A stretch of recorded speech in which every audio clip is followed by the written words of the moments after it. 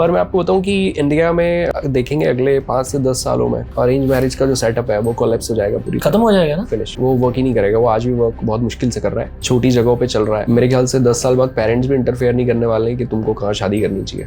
Tension, depression, anxiety, ये folders क्या हैं चारों? एक प्रॉब्लम आजकल बहुत ज्यादा चल रही है, फाइनेंसेस। हाँ। वो लड़की जो पैसा कमा रही है वो पैसा जाएगा कहाँ? अच्छा, उस पैसे का क्या? तो ये बहुत कॉमन प्रॉब्लम है कि मान लीजिए कोई एक IT इंजीनियर है, सपोज आपके गुड़गांव में ही है, ठीक है, और लड़की 25 लाख का पैकेज है, लड़के का अभी 30 लाख 40 लाख पैकेज है, ठीक है। तो अब इसने शादी की है, तो ये इस 25 लाख रुपए का क्या करना है? स्टूडेंट्स में ऐसे लोगों के भी आते हैं जो शादी के लिए लड़का या लड़की देख रहे हैं, आइलेट्स वाला वही जिसका PR है। हाँ, सबसे ज्यादा डरे हुए यही लोग हैं। रहते कनाडा में है बट इनको शादी इंडिया में ही करनी किसी से, मतलब उनको यहाँ से लड़की को लेके जाना है उधर। अच्छा, वही कनाडा में लड़का है, उसको वहाँ की लड़की पे क्यों भरोसा नहीं है। हाँ, वो इंडिया से लेके जाना चाहिए। अच्छा, तो उनको लग रहा है कि जैसे इंडिया में सब सही चल रहा है। आज जो बीवियां बैठी देख रही हैं, ठीक है, उनको बता दो कि अगर आपका हस्बैंड ये करता है वो टॉक्सिक रिलेशन है। हाँ जी, कितना फिर welcome back to the channel guys, the Aman Aujla podcast show.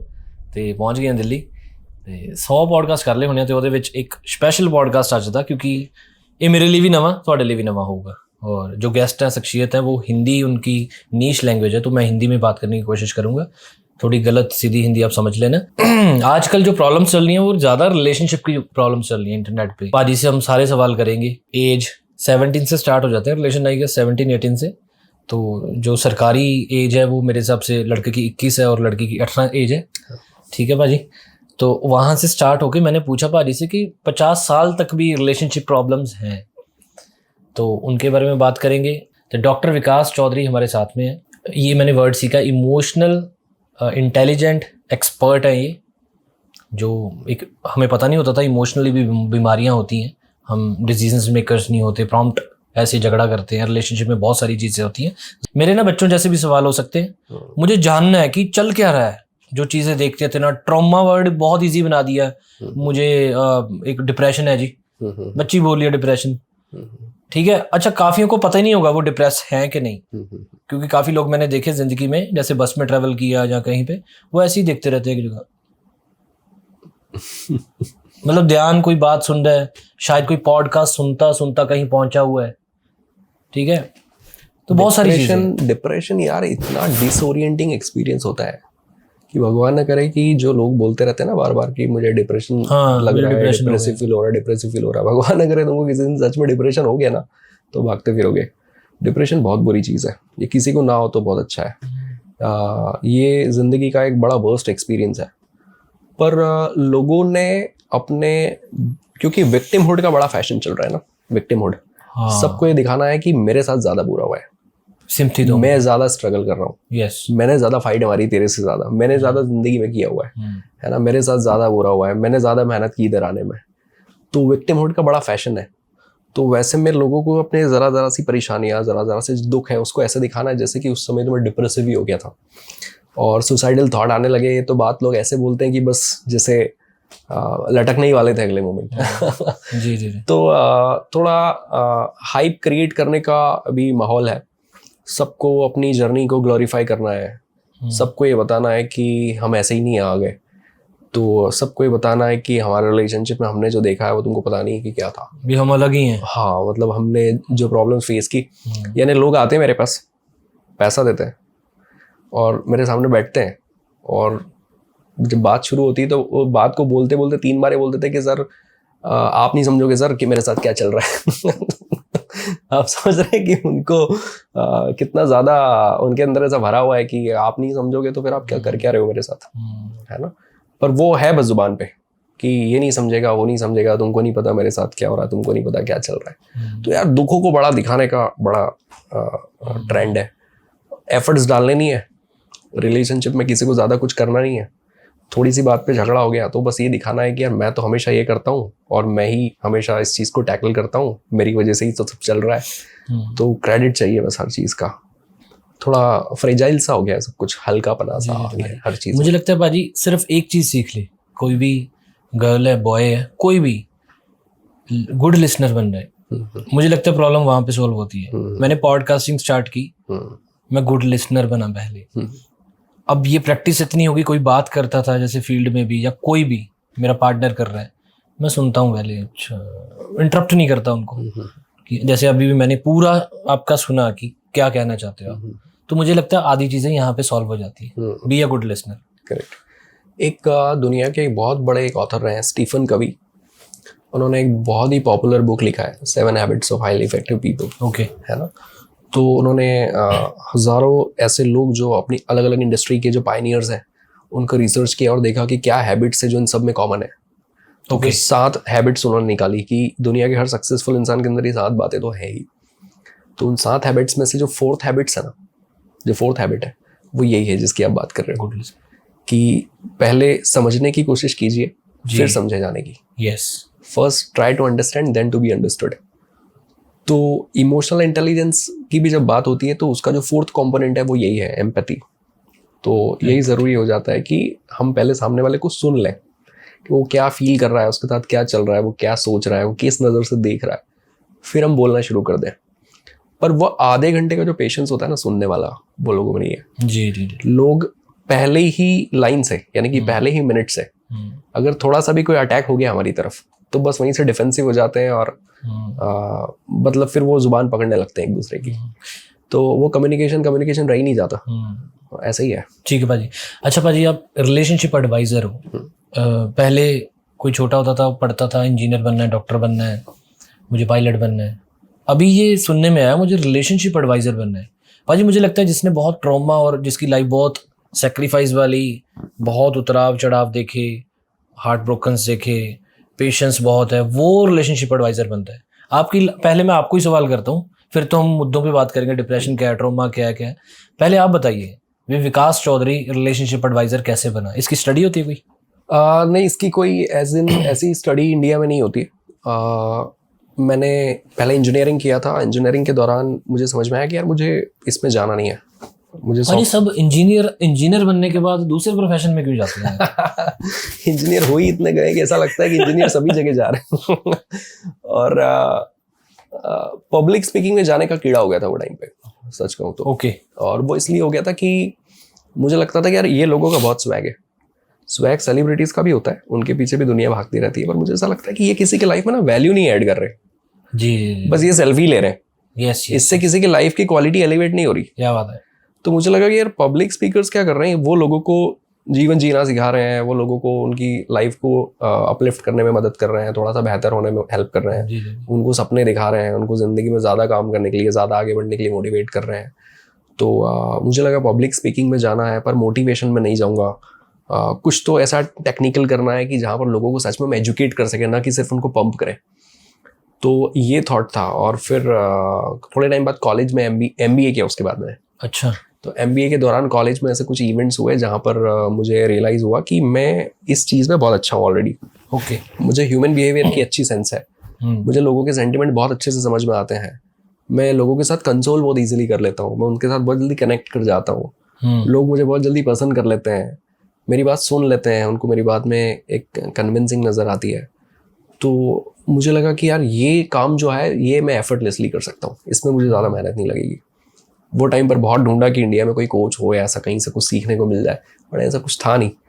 फिर थोड़े टाइम बाद मैंने साइकोलॉजी में MA किया और खुद की रिसर्च की, रिसर्च पेपर्स, जर्नल्स, किताबें पढ़ी, सब कुछ किया। खूब सारे कपल्स को इंटरव्यू किया। मैंने 2017 में 150 से ज़्यादा कपल्स को इंटरव्यू किया। 2-2, 3-3 घंटा बैठकर उनकी स्टोरीज की। ऐसे कपल्स जिनकी थोड़ी अतरंगी स्टोरी है। ओके। कुछ अलग अलग सा है, किसी की उम्र बहुत ज़्यादा है, कोई बहुत टाइम से साथ में रह रहे हैं, कोई क्या ऐसे। तो ये सब चीज़ें करके थोड़ा समझ में आने लगा कि एक ही चीज़ को लेके 100 लोगों के 100 थॉट है। अच्छा।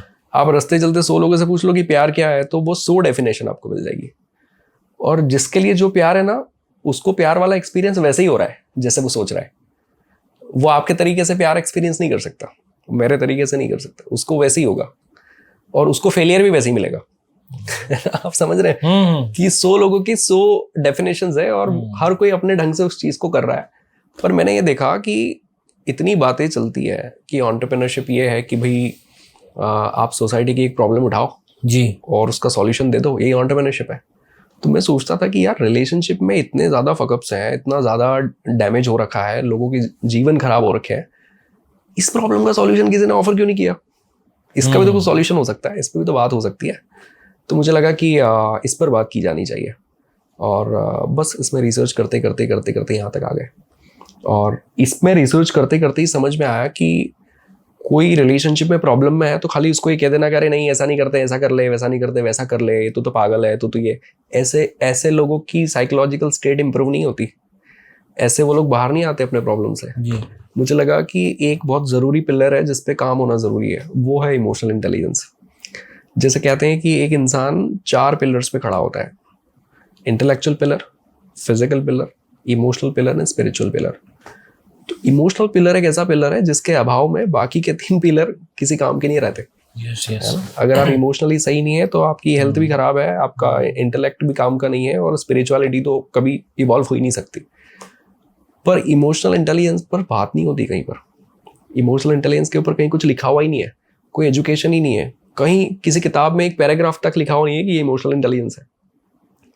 जबकि लोग अगर इमोशनली इंटेलिजेंट हो जाए, अगर हमारी समाज जो है, सोसाइटी जो है, उसको थोड़ा एजुकेट कर दिया जाए, तो सोसाइटी में से ड्रग्स के केसेस कम हो जाएंगे जी, एंग्जाइटी सैडनेस के केसेस कम हो जाएंगे, क्राइम के केसेस कम हो जाएंगे, रेप केसेस कम हो जाएंगे, डिप्रेशन के केसेस कम हो जाएंगे, सुसाइड के केसेस कम हो जाएंगे।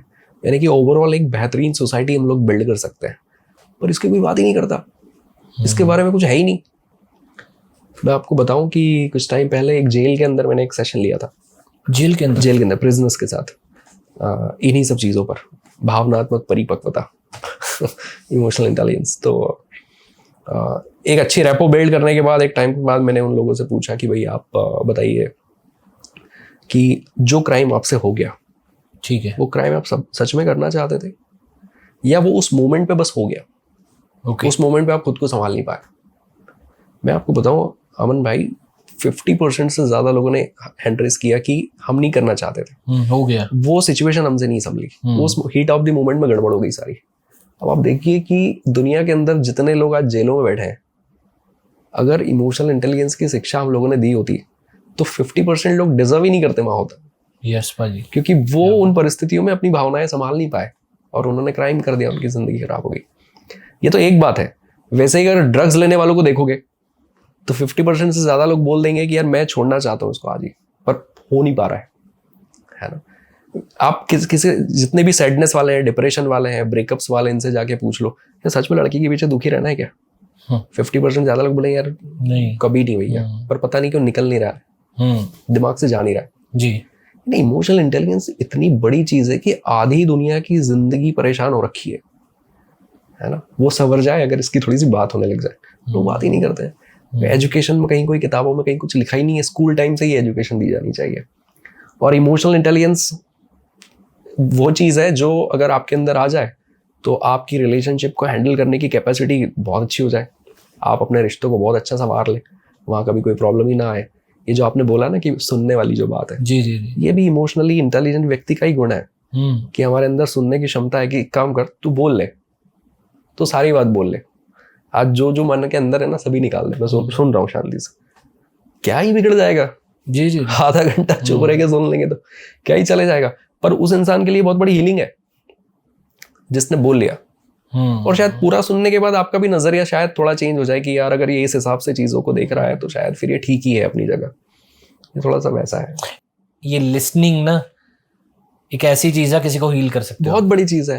अपने इंडिया में अभी ये सब आया नहीं है, पर बाहर तो ऐसे सेशंस होते हैं कि जहाँ मैं कहूंगा नहीं कुछ, मैं सिर्फ सुनूंगा, और उसकी इतनी फीस है 1 घंटे की। भाई मैंने ये भी सुना गर्लफ्रेंट हायर कर लो, आपके कनाडा में भी है गर्लफ्रेंड बॉयफ्रेंड। भाई आपके कनाडा पंजाबी हूं तो आपके कनाडा हो गया पता नहीं क्यों पंजाबी वाली जब बात आती है ऐसा लगता है यार कनाडा तो इनका ही है। देख लो पंजाबी होए ਉਹ एमपी तो ने मध्य प्रदेश तो ਉੱਥੇ तक कहंदे भी पंजाबी था कनाडा, पंजाबी कनाडा जाएगा कनाडा। अच्छा भाई आपके पास केसेस आते होंगे कनाडा के, बहुत होंगे? बहुत सारे हैं हमारी ऑडियंस काफी कनाडा से है। हाँ, तो कोई कैसे केस आते हैं? स्टूडेंट्स के आते हैं? स्टूडेंट्स के भी आते हैं, स्टूडेंट्स में ऐसे लोगों के भी आते हैं जो शादी के लिए लड़का या लड़की देख रहे हैं। आइलेट्स वाला वही जिसका पीआर है। हाँ, सबसे ज्यादा डरे हुए यही लोग हैं कि ये रहते कनाडा में है बट इनको शादी इंडिया में ही करनी किसी से। मतलब उनको यहाँ से लड़की को लेके जाना है उधर।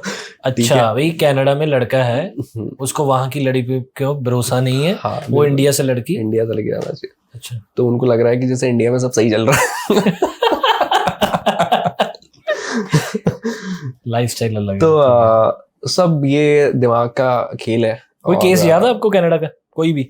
वैसे तो चलो कॉन्फिडेंशियल होता है, थोड़ा ऊपर ऊपर से बता दो। हाँ मतलब कनाडा का ऐसे तो कई सारे मामले हैं, पर जैसे एक्स्ट्रा मेडल वाले केसेस बहुत ज़्यादा होते हैं। दूसरा यही लाइफस्टाइल वाले मामले बहुत ज़्यादा होते हैं कि समझ में नहीं आ रहा है और यहाँ पे जम नहीं रहा है और ऐसा है और वैसा है। एक केस तो ऐसा आया था कनाडा वाला कि वो भी पंजाब के ही कपल थे जिनकी शादी हो गई। शादी के 2 से 3 साल हो गए उनको वहाँ रहते रहते। अच्छा। और आज भी वो इस बात पे लड़ रहे हैं कि जब शादी हुई थी तो जब तुम्हारी सिस्टर मेरे को लहंगा दिलाने लगी तो मुझे चाहिए कोई था और उन्होंने दिलाया कोई और। उसने मुझे कम का दिलाया और खुद महंगा खरीद लिया, है ना। तो इस बात पे उनके पंगे चल रहे हैं। और मैंने कहा कि यार जब वो लोग और वो सब पूरी दुनिया इतनी पीछे छूट गई है, आपकी शादी हो गई 3 साल से, अकेले 2 लोग रह रहे घर के अंदर, क्या करना है, किसने क्या किया, क्या फर्क पड़ता है, मजे करो। सही बात है। नहीं, पर लोगों के अंदर इतनी टॉक्सिसिटी है कि ऐसे स्कोर मेंटेन करते हैं। तूने 2 साल पहले तब ऐसे किया था, 6 महीने पहले ऐसे किया था, 3 महीने पहले ऐसे किया था, और हाँ, और ऐसे रह रहे हैं साथ में जैसे एक दूसरे के दुश्मन है। तू बस कुछ भी एक गलती कर दे और मैं तुझे सब बता दूंगा तो तूने क्या क्या किया पिछले 2-3 साल में। तो कॉम्पीट कर रहे हैं यार एक दूसरे से। वो वाला एम्पैथी नहीं है कि यार जरा हाथ पकड़ के रो लें थोड़ा सा, कि अपने 2 साल खराब कर दिए एक दूसरे को गले लगा ले कि यार तुझे लग रहा है ना, तू मुझे 10 बातें सुना ले पर तू बस अच्छी हो जा, तू तेरा मूड ठीक कर ले। लोगों के अंदर उतनी एम्पैथी नहीं रही। रिलेशनशिप को लेकर इतना मैकेनिकल हो गया है सब कुछ कि सोच रहे हैं कि मेरा ग्रीन कार्ड बस हो जाए तब तक इसको करना है और उसके बाद मुझे लगता है रियल लव अभी ना है नहीं। जैसे आजकल कोई लड़का लड़की ढूंढता है, अच्छा लड़की ऐसे है, पीछे खानदान ऐसे है, तो ये चीज का प्रॉफिट है, तो प्रॉफिट लॉस बहुत है।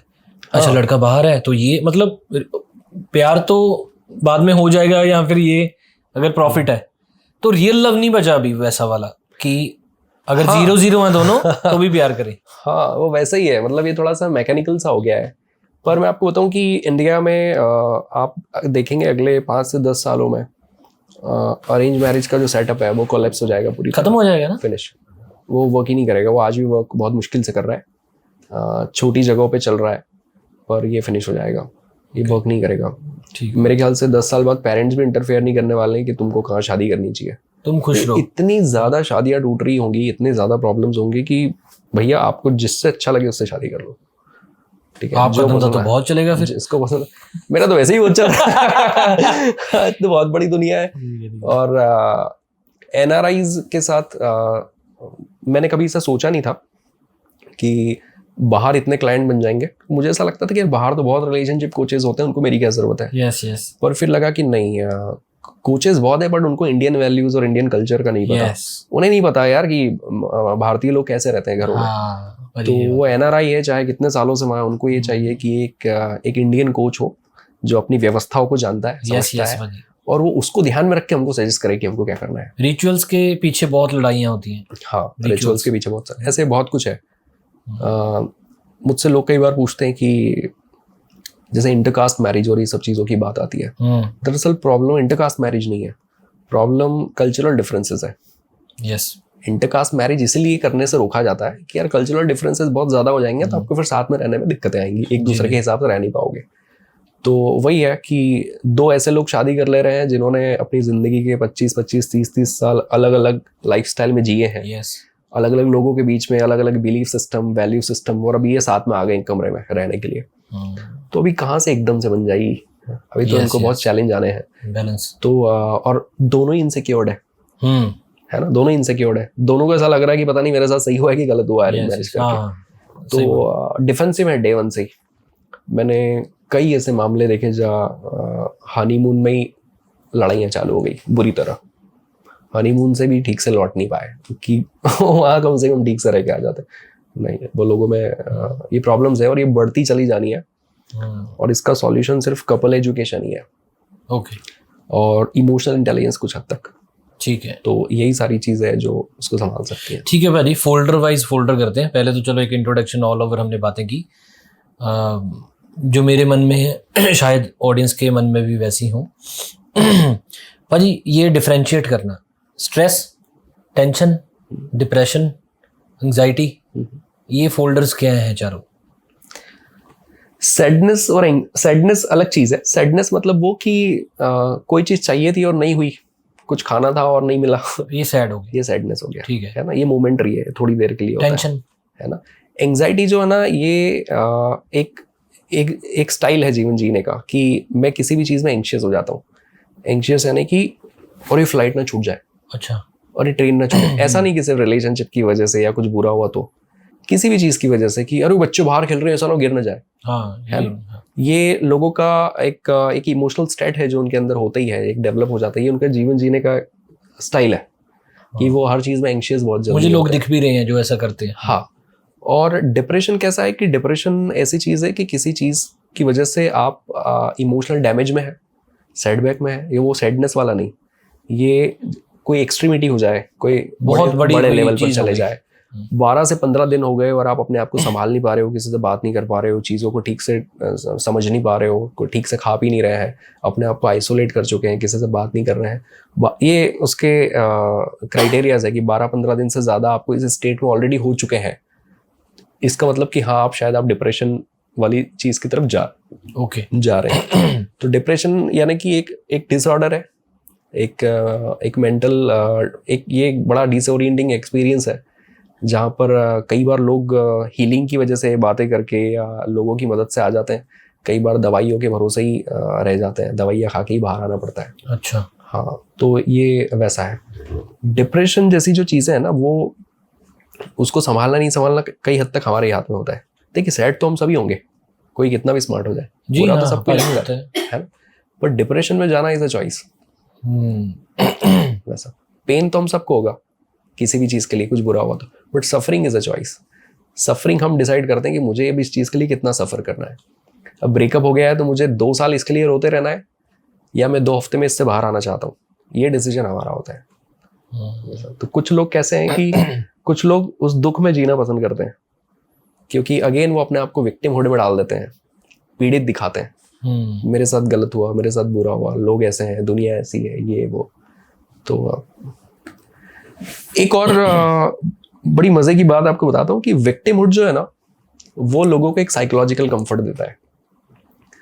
आपने ऐसे पेरेंट्स या ऐसे लोगों को देखा जो कहते हैं अपने बच्चों को कि यार, हमको अगर तुम्हारी तरफ पढ़ा लिखा दिया होता तो आज जीवन में कहीं और होते, तुम्हारे जैसी फैसिलिटीज हमको मिली होती तो अभी तक तो हम चांद में पहुंच गए होते, है ना। पता नहीं लंबी।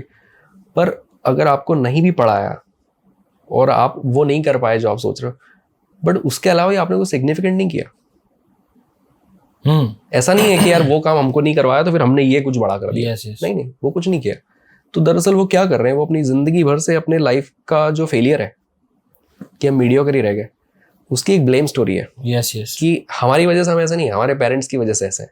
अगर वो हमको पढ़ा देते ना तो हम यहाँ नहीं होते। तो ये क्या करता है कि जैसे ही आपकी लाइफ के फेलियर आप किसी और के सिर पे डालते हो, तो आपको एक साइकोलॉजिकल कंफर्ट मिल जाता है कि यार मेरी वजह से ही नहीं हुआ है, तो आपको थोड़ा सुकून मिलता है, आप सो पाते हो।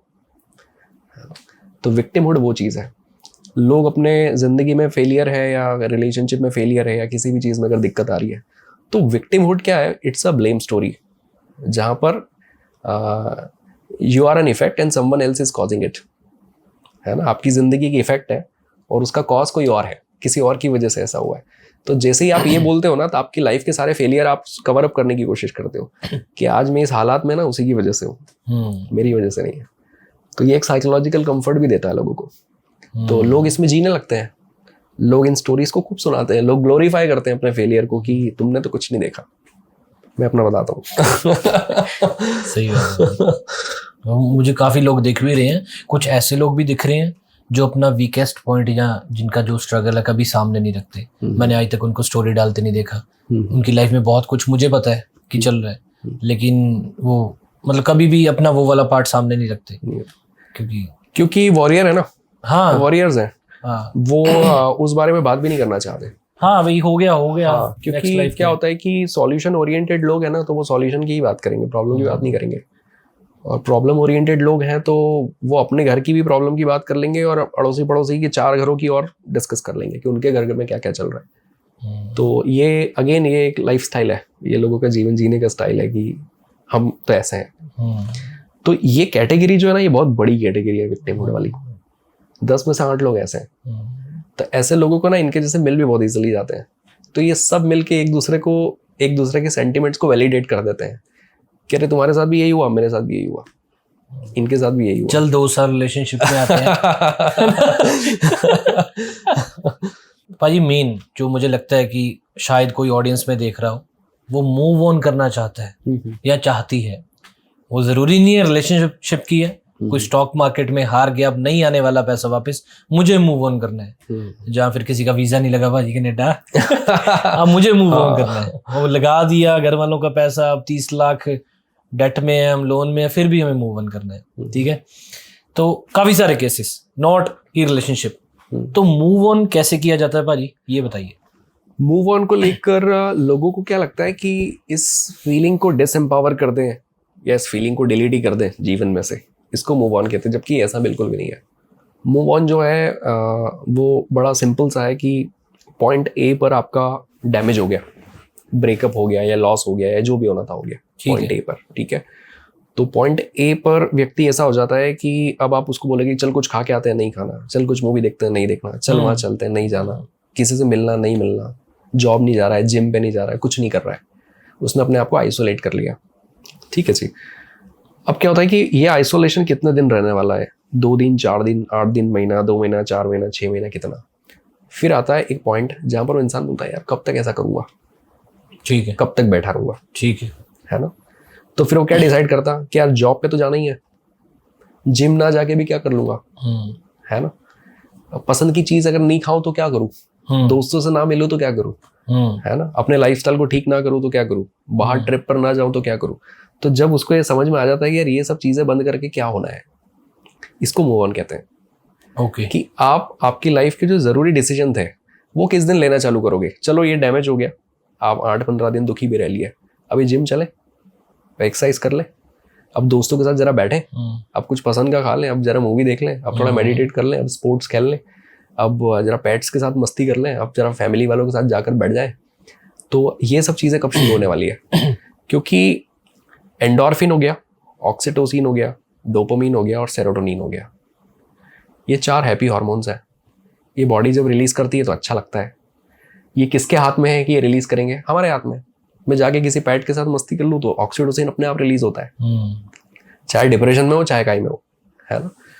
तो ऐसा बोलते हैं जो लोग थोड़े आध्यात्मिक भी है वो, कि इंसान अगर ये सीख जाए ना कि जो केमिकल फंडा है हमारी बॉडी का, कि सारे हैप्पी हार्मोन्स हमारी बॉडी रिलीज करती है, हम सिर्फ इतना सीख जाए कि वो रिलीज कैसे होते हैं, तो आप आपकी जिंदगी में पीस और हैप्पीनेस और शांति और सब एक्सपीरियंस करेंगे। आपको किसी की जरूरत नहीं है, आप अकेले भी खुश रहेंगे, है ना। पर लोग क्या करते हैं कि वो अंदर की केमिस्ट्री को ठीक नहीं करते और बाहर खुशियां ढूंढ रहे होते हैं। नहीं, जिस दिन ये मुझसे बात कर लेगा उस दिन मजा आ जाएगा, नहीं जिस दिन ये ऐसा कर लेगा उस दिन मजा आ जाएगा। तो अपनी खुशियां इनके भरोसे, इन्होंने दे दी तो ठीक, नहीं दी तो दुखी जीवन भर। तो ये पंगा है। तो जो मूव ऑन होता है ना, वो यही होता है कि आप आपकी लाइफ के जो जरूरी डिसीजन है, जो आपको अच्छा फील करा सकते हैं, वो आपने लेने चालू किए क्या। अगर लेने चालू कर दिए मतलब आपने हीलिंग जर्नी शुरू कर दी। तो वो जो पॉइंट सी होता है जहाँ पे अब आपको उसकी याद भी आए, आपको कोई फर्क नहीं पड़ रहा कि ठीक है छोड़ो, अब तो अब कुछ ऐसा लगता भी नहीं, वो पॉइंट सी है। जितना जल्दी पॉइंट बी आएगा उतना ही जल्दी पॉइंट सी आएगा। तो लोग इधर बी पे नहीं आना चाहते। लोग बार के अंदर बैठे बैठे पैक पे पैक मार रहे हैं, रो रहे हैं और बोल रहे हैं कि मैं यहाँ से कैसे निकलूं। तो कैसे निकलेगा, नहीं निकलेगा। क्यों निकलेगा, आप कर क्या रहे हो उसके लिए। तो आपने कंस्ट्रक्टिव डिसीजन लिए नहीं है तो मूव ऑन नहीं हो सकता। मूव ऑन जो है ये हमारा एक फैसला है जो हम लेते हैं, कॉन्शियसली लेते हैं, और वो करना शुरू करें और मूव ऑन हो जाता है। बहुत ईजी है। लोग चाहे तो 4 दिन में मूव ऑन हो जाए, और करने वाले कर ही लेते हैं। पाजी कई 2 दिन में भी हो जाते हैं मेरे जैसे।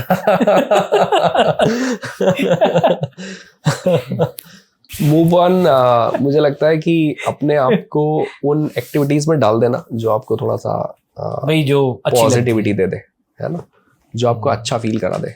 आपने अपनी पसंद की मूवी देख ली, आपने हाँ, आप ये हैप्पी हार्मोन मतलब यही ना कि आपने कुछ ऐसा काम किया जिससे आप शाम की धूप में बैठ जाए, मध्य धूप जो शाम की है या एकदम सुबह की है, उससे भी हैप्पी हार्मोन रिलीज होते हैं, अच्छा लगता है आपको, आपकी हीलिंग जर्नी है वो। हाँ, आप ग्रीन स्पेसेस में अपना एक्सेस बढ़ा दीजिए या आप नेचुरल प्लेसेस पे थोड़ा सा ज्यादा रहिए, उससे हीलिंग होती है। मेडिटेशन कीजिए, उससे हीलिंग कभी होती लोग है। पहाड़ों पे जाते हैं, स्पोर्ट्स वगैरह से हीलिंग होती है। हाँ हाँ, तो नेचुरल स्पेसेस में आप ज्यादा टाइम स्पेंड करते हैं तो वो पॉजिटिविटी आती है।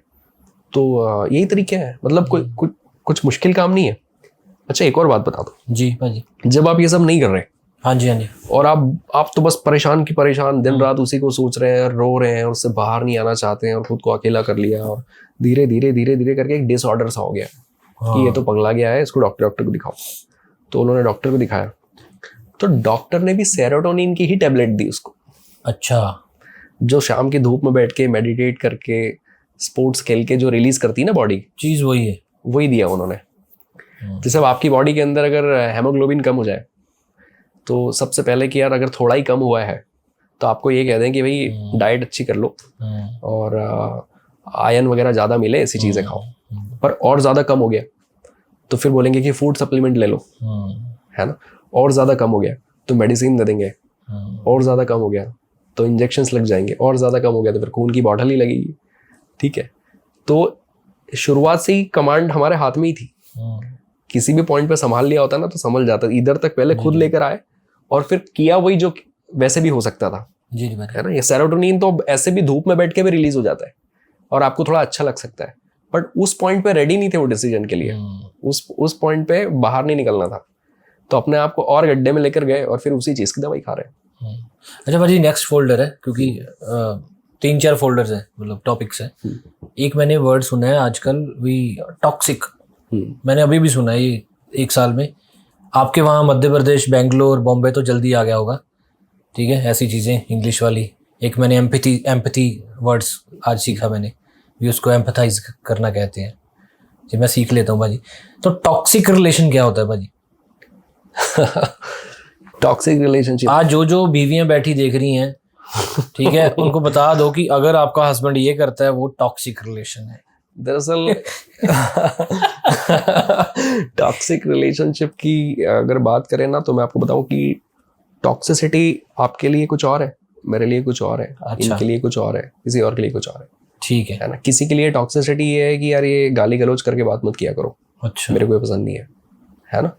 किसी के लिए टॉक्सिसिटी ये है कि यार ये जो तुम्हारा बिहेवियर है ना, ये बिहेवियर बड़ा बेकार है ना। किसी के लिए टॉक्सिसिटी ये है कि जो तुम बदतमीजी से बात करते हो ना, ये नहीं चलता है।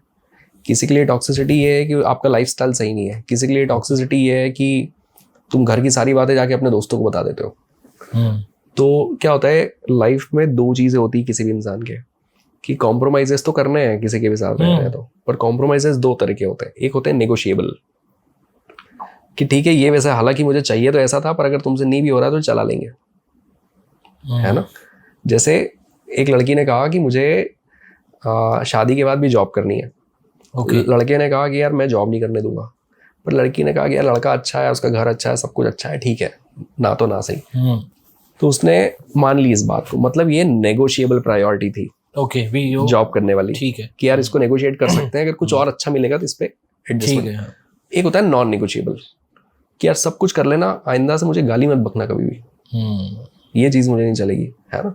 नॉन नेगोशिएबल है। तो नॉन नेगोशिएबल चीजें लोगों के रिलेशन में जब सामने वाला करने लगता है तो वो टॉक्सिसिटी हो जाती है। क्या बहुत सही समझाया भाजी आपने। मुझे ये चीज बिल्कुल बर्दाश्त नहीं होती और मेरा पार्टनर यही कर रहा है, क्या बात है। तो फिर क्या होगा कि मैं इस पर लड़ने जाऊंगा, फिर वो उसका जस्टिफिकेशन देगा और ये चीज बार बार होती रहेगी। तो फिर मैं इसको ऐसे कहूंगा कि यार हमारा रिलेशनशिप बहुत टॉक्सिक है, ये इंसान बहुत टॉक्सिक है, ये वही करता है जो मुझे नहीं चाहिए होता है। इसको पता है इस चीज से मुझे बुरा लगेगा ना, तो ये उसको जरूर करेगा। तो 1000 लोग तो 1000 तरह की उनकी नॉन नेगोशिएबल प्रायोरिटीज। तो जिसकी जो प्रायोरिटी है, अगर उसके रिलेशनशिप में वो चीज हो रही है तो उसका रिलेशनशिप टॉक्सिक है, वैसा है। अब इमोशनल इंटेलिजेंस यहाँ भी तो चाहिए, जी, कि सामने वाला जो रह रहा है उसके इतना समझ में आना चाहिए कि ये जो मेरा पार्टनर है ये पर्टिकुलर इन 4 चीजों को लेके बहुत ज्यादा सेंसिटिव है, तो ना करूं फिर वो 4 चीजें, बट उसने भी तो करनी है, तो प्रॉब्लम तो आएगी। वो 4 चीजें अगर ना करे तो क्या फर्क पड़ जाएगा। पर इंसान को इतना एडजस्ट करना नहीं है, उसको ऐसा है कि यार मैं तो ऐसी हूँ, love me as I am, accept me as I am. आजकल ये कीड़ा बहुत ज्यादा चल रहा है। अच्छा भाजी, मुझे क्या लगता है जो डिवोर्सेज हैं या ब्रेकअप्स हो रहे हैं, अगर वो कपल किसी लिव इन में रह रहा है तो ठीक चल रहा है, क्योंकि वो उसकी सुन रहा है, वो उसकी सारी चीजें हो रही है, ठीक है, वो रात को मूवी भी जा रहा है, फैमिली के साथ नहीं है ना, बाहर है, ठीक है, टाइम मिल रहा है। लेकिन जब फैमिली में जाता है ना, अगर वो किसी बंदे की फैमिली है, वो थोड़ा बिहेवियर चेंज हो जाता है, वो उसका जॉली नेचर थोड़ा सा सप्रेस हो जाता है, कि वो अपने पेरेंट्स के सामने उतना नहीं होता, 11 बजे के बाहर नहीं जाता। तो जब वो लिव इन में था, जहाँ एज अ दोस्ती में था, तब तो ठीक लग रहा था। फैमिली में चला गया तो थोड़ा सा ऐसे हो जाता कि यार अब तो आप चेंज ही हो गए हो, आप 11 बजे सो रहे हो, नींद आ रही है, मुझे सोने दे। यार नेटफ्लिक्स देखते हैं क्या, सुबह देखेंगे, सुबह काम है, पापा को दवाई दवाने जाना है। ठीक है, तो मुझे लगता है कि जब फैमिली इन्वॉल्व होती है तो चीजें बदल जाती हैं शायद। तो ये चल क्या रहा है, पेरेंट्स को समझना चाहिए कि कैसे है। आप मुझे बताइए कि ये क्या अपने भारत देश में अब होना शुरू हुआ है क्या, कि भाई शादी के बाद परिवार इन्वॉल्व हो जाते हैं तो लाइफस्टाइल में चेंजेस आते हैं? नहीं, मतलब पहले ये तो हजारों सालों से हो रहा है। हाँ, हो रहा है, पर लोगों को शायद अब नहीं चाहिए वो, लोगों की एक्सपेक्टेशन बढ़ गई है कि जैसा पहले चल रहा था वैसे ही चलना चाहिए, जबकि तो कॉमन सेंस है कि पेशेंस लेवल उतना नहीं रहा। कॉमन रहा। सेंस है कि यार सी जब प्यार हुआ था तो 2 लोगों का हुआ था, हाँ जी, बट जब शादी हुई तो 2 परिवार की हो गई। हाँ, दोनों परिवारों की शादी हुई है। मुझे सिर्फ वाइफ नहीं मिली, जी जी जी, मुझे ब्रदर इन लॉ भी मिला, यस, मुझे इन लॉज भी मिले, उसको भी ये सब मिले, यस। तो अब मुझे सिर्फ अपनी वाइफ को नहीं संभालना है, मुझे उसके पीछे के 10 लोगों को भी ध्यान रखना है जी, और उसको मुझे नहीं संभालना, मेरे पीछे वाले लोग भी हैं। हाँ, तो यहाँ पर इंसान कहीं ना कहीं फेल हो जाता है कि मैं हर इंसान को खुश नहीं रख पा रहा हूँ, ठीक है, या फिर हर इंसान को खुश रखने के चक्कर में वो फ्रस्ट्रेट हो जाता है। तो वो सारा फ्रस्ट्रेशन ना एक दूसरे पे निकलता है, क्योंकि किसी और को तो कहने से रहे। अब सासू माँ को तो कह नहीं सकते कि यार तुमको चाय क्यों चाहिए रहती है बार बार, है ना, ये तो कह नहीं सकते। तो अब हस्बैंड को ही तो बोलना पड़ेगा ना यार, कि मैं तो परेशान हो गई हूँ कि अब जीवन मतलब चाय ही बनाते रहो दिन भर, है ना। अब हस्बैंड भी जाके मम्मी को नहीं कह सकता तुम चाय इतना क्यों पीती हो, क्योंकि चाय ही तो है, पर अब क्योंकि बार बार हो रही है और रोज हो रही है तो ये परेशान हो गई है। तो फैमिली डायनामिक्स थोड़े से अलग हो जाते हैं। तो आप जब वहाँ जा रहे होते हो तो आपको ये चीज़ तो पता ही होना चाहिए कि जब शादी होती है तो कुछ पर्टिकुलर चीज़ें हैं वो बदलती हैं। अगर साइकोलॉजिकली अपने आप को इतना भी रेडी नहीं रख रहे हैं तो फिर तो प्रॉब्लम ही आएगी डे वन से। पर आप देखो ना कि अब थोड़ा सिचुएशन बदल रहा है मन। अब कैसा हो रहा है कि लड़कियां पहले से ही, और ये मतलब इंडिया में भी इतना ज़्यादा नहीं होने लगा बट ये भी होने लगेगा, आप देखोगे कि शादी की एक कंडीशन ही ये रहेगी कि भाई हम सेपरेट रहेंगे पेरेंट्स से। जब बाहर यही होता है, आप कनाडा यूएस वगैरह में देख लीजिए, वो पेरेंट्स के साथ कोई नहीं रहता है ना, क्योंकि पेरेंट्स अगर साथ में तो कोई शादी नहीं करेगा आपसे। तो वहाँ पे ये ज़रूरत हो गई, पेरेंट्स को खुद को ही बोलना पड़ता है कि जाओ बेटा अलग रहो, ये तो तुम्हारा घर नहीं बसेगा। वैसा हमारे यहाँ पर है अभी कुछ जिद पेरेंट्स की भी है और कुछ बच्चों की भी है। तो जिद तो क्या है कि यार ये तो कल्चर है जो हमारा था वो खत्म हो रहा है, जो कि अच्छी बात नहीं है, पर ये प्रॉब्लम्स बढ़ने लगी हैं। पेरेंट्स भी कई लेवल पे समझते नहीं है कि भाई पहले बात अलग थी, हाउस वाइफ आती थी, भाई बच्ची आ रही है, कमा रही है, हमारी ये काम कर रही है, इतने सारे अफेयर्स मैनेज कर रही है ऑलरेडी। तो अब थोड़ी ना इससे आप ऐसी एक्सपेक्टेशन रख सकते हैं कि सुबह 6 बजे उठेगी और सारे काम करेगी। अगर वो दिन भर काम कर रही है और वो सारी चीज़ें संभाल रही है तो फिर थोड़ा सा उन्हें भी सोचना पड़ेगा। तो फिर क्या होता है कि सासू माँ जो है वो ऑफेंड हो जाती है, उसको ऐसा लगता है कि हम जब तुम्हारे उम्र में थे तो हम 20-20 लोगों को खाना अकेले बना दिया करते थे। तो अब ये कंपैरिजन चलता है, अब इसको कैसे सेटल डाउन करें, या 20 लोगों का खाना बनवाओ या तो फिर इसकी जॉब छुड़वा के और पूरे मोहल्ले में बांट दो। अगर मतलब ऐसे ही करना है तो ये ठीक नहीं है। मतलब यहाँ पर थोड़ा सा फ्रीडम दे देना चाहिए कि तुम्हें जैसा अच्छा लगे वैसे रहो। क्योंकि मैं आपको बताऊं कि मैंने बहुत ऐसे लोगों को काउंसलिंग किया है जिनकी जिंदगी में इतने बड़े बड़े प्रॉब्लम्स सिर्फ इसलिए थे क्योंकि घर में मैड नहीं थी, काम करने वाली। एक मैड अगर आ जाए तो सारा टेंशन ही खत्म हो जाए ना, कौन काम करेगा, कौन नहीं करेगा, कौन उठेगा, कौन सोएगा, यार उसको बोलो जो चाहिए वो सब करके दे देगी, है ना। तो कई सारे पेरेंट्स इतने रिजिड होते हैं कि भाई मैड क्यों लगाए, है ना, हम किस काम के, चलो बहू से नहीं होगी तो बर्तन मैं खुद धोऊंगी पर मैड नहीं लगाऊंगी, तो ये उनकी जिद है। तो अब वो खुद धोएं और बहू बैठे देखते रहे, ये भी नहीं हो सकता। ये तो इंडिया की बेस्ट बात है, यहाँ पे मेड मिल जाती है। बाहर जाके देखो, वहां पे तरसोगे, इंडिया चलते हैं, वहां पे तो नौकर रख सकते हैं। है ना, बढ़िया बात है इंडिया की। हाँ, तो बस यही है कि फैमिली डायनामिक्स चेंज हो रहे हैं और उसको लोग समझ नहीं रहे हैं, तो कॉन्फ्लिक्ट हो रहा है। अदरवाइज इतना ज्यादा, भाई पहले एक इंसान आता था कमाता नहीं था, अब वो आ रहा है कमा रहा है, यस यस भाई। तो अब तो घर के अंदर खुशियां खुशियां होनी चाहिए, डबल इनकम। यस। पर नहीं, घर के अंदर सारा टेंशन इस बात का है कि चाय कौन बनाएगा, है ना, खाना कौन बनाएगा, घर के हाथ की रोटी खानी है इनको। तो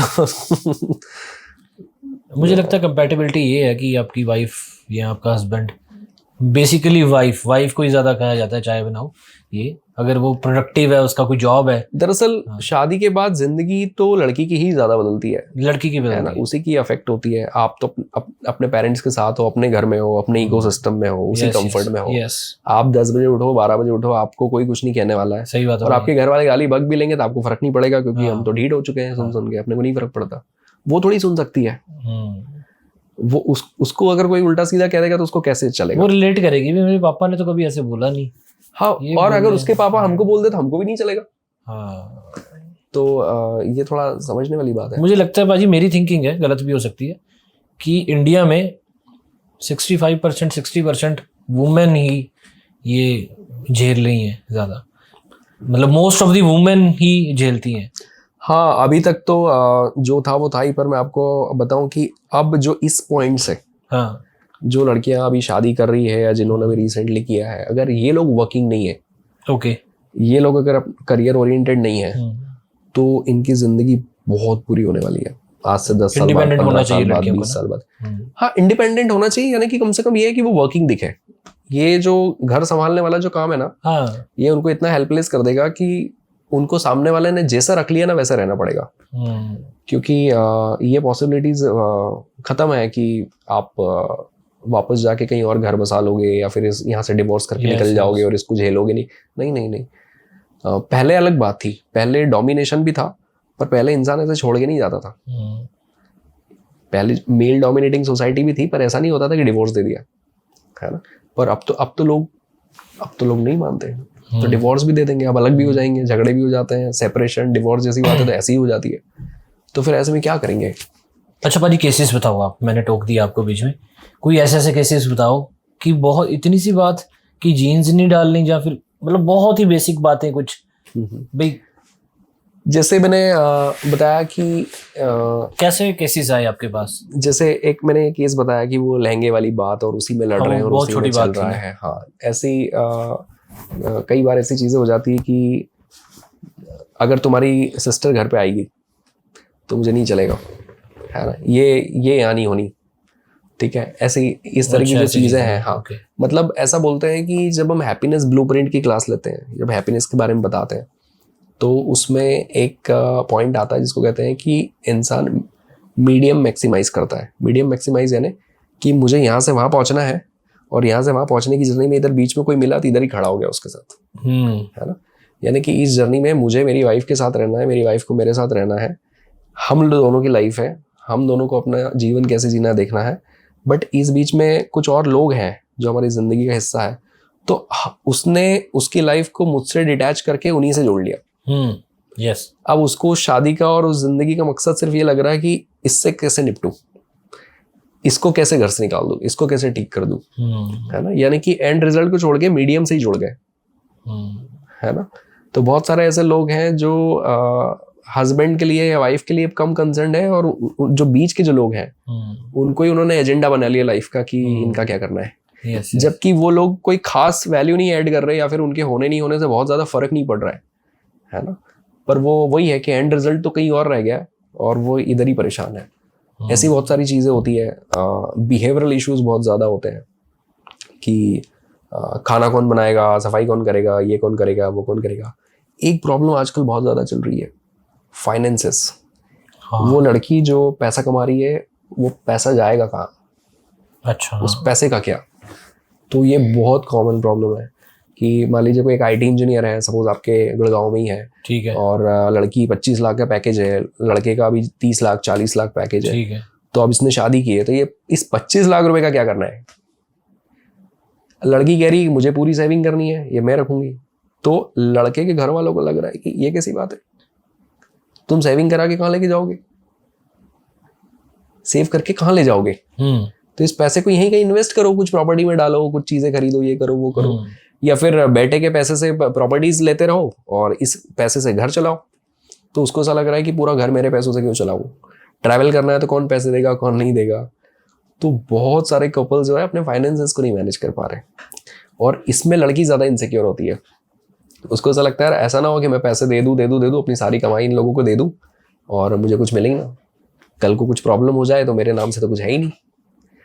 दूसरा, लड़की जब पैसे कमाने लगती है तो उसको ये भी लगता है कि यार मैं पूरा पैसा इन्हीं को क्यों दूँ, थोड़ा सा अपने पेरेंट्स को भी भेजूँ, है ना। तो ऐसी चीज़ें प्रॉब्लम करती है। तो ये एक बहुत बड़ा इशू है आज की तारीख में जो लोगों के बीच में चल रहा है। फाइनेंसेस को लोग मैनेज नहीं कर पा रहे, लाइफस्टाइल को मैनेज नहीं कर पा रहे, एक्स्ट्रा मैरिटल अफेयर के केसेस बहुत ज़्यादा हैं, ट्रस्ट इश्यूज के मामले बहुत ज़्यादा बढ़ गए हैं। ठीक है, हाँ, ट्रस्ट इश्यूज बहुत ज़्यादा है। स्पाई करना, एक दूसरे को चेक करते रहना, एक दूसरे के अकाउंट खंगालते रहना, देखना कहाँ जा रही है, जा रहा है, ये सारी चीज़ें बहुत ज़्यादा है। तो ये बहुत कॉमन प्रॉब्लम्स, लाइफस्टाइल इश्यूज मैंने आपको बताई दिए। ये एवरीडे, मतलब हर कहीं कुछ ना कुछ ये सब मामले चल ही रहे हैं। और इनको ही संभालने के लिए एक तो एक्सपर्ट हेल्प लेने में ज़्यादा सोचना नहीं, सबसे पहला। दूसरा, कपल एजुकेशन जैसी चीज़ें या इन सारी चीज़ों को थोड़ा समझना चाहिए। ऑपोजिट सेक्स के साइकोलॉजी को थोड़ा समझने की कोशिश करना चाहिए कि यार फीमेल्स का पर्सपेक्टिव क्या होता है, ये वो कैसे सोचते हैं, इनका दिमाग कैसे चलता है। फीमेल को मेल पर्सपेक्टिव समझना चाहिए। तो ये कुछ बारीकियाँ हैं जिसके बारे में लोग ध्यान नहीं देते। तो यही सब है, कुछ बहुत बड़ा नहीं हो रहा है, पर जो छोटी छोटी चीज़ें हैं वो रोज़ हो रही है, इसलिए वो बहुत बड़ी हो रही है, वैसा है।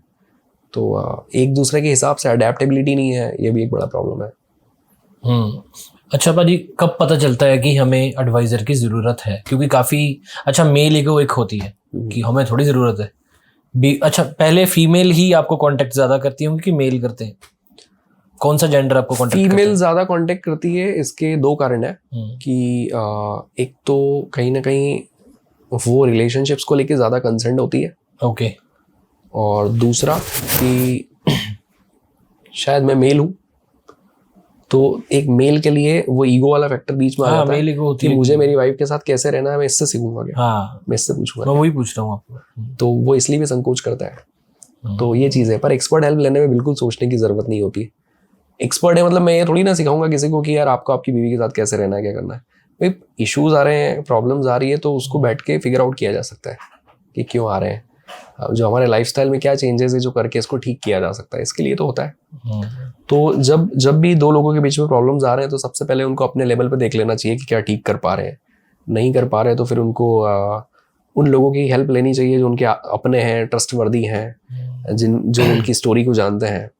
वहाँ से भी बात नहीं बन रही तो फिर एक्सपर्ट हेल्प लेने में ज़्यादा सोचना नहीं होता है।